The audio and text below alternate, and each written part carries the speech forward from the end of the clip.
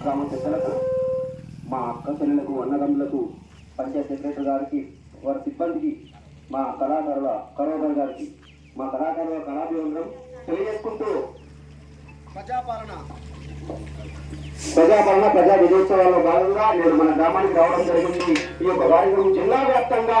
జిల్లా collector DPO గారి ఆదేశాల మేరకు ఈ యొక్క కార్యక్రమం పల్లె